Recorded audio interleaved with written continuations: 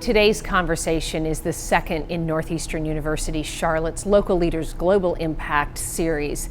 And this is a conversation that's really important not only to the university but to the Charlotte community.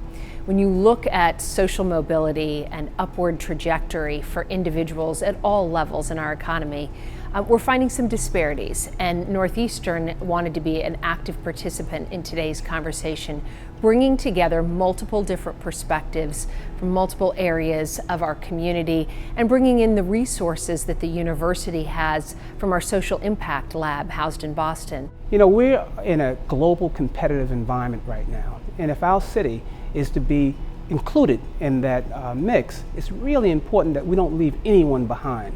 So I represent the Urban League of Central Carolinas, and we feel very strongly that training, education, and placement lead to dignity.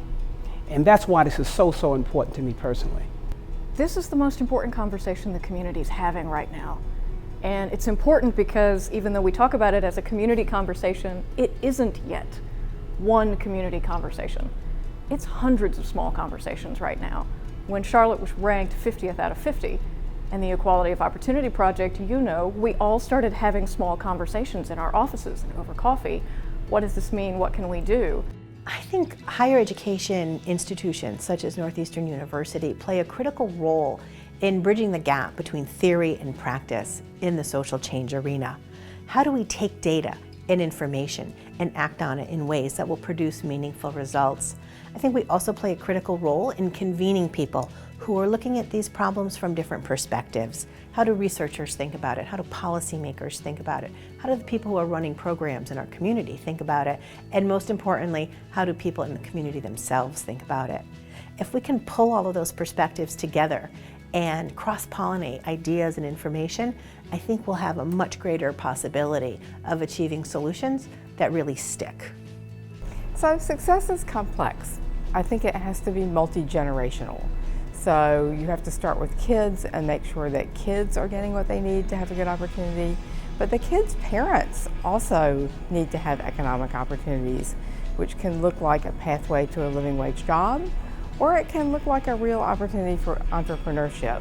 You know, at the Urban League, we believe that many individuals who are underemployed, unemployed, who really have had challenges in their lives, we consider these individuals at opportunity rather than at risk. So this is a sort of philosophical paradigm shift that's needed really. And it should permeate all of our direct services agencies, all of our policies, our educational practices. And I think that's a really important perspective, to know that these individuals aren't at risk per se, they're at opportunity, and that changes the mindset. This is an issue that it's very easy to sit back and think it's someone else's responsibility. It's very easy for people who've had opportunity to think it's someone else's responsibility to produce it. It's easy for people who don't have opportunity to think that they don't have a role in creating it, that they're waiting for those doors to open. And I think the trick for us as a community will be creating the structures where all of those people can participate in a conversation and learn from each other.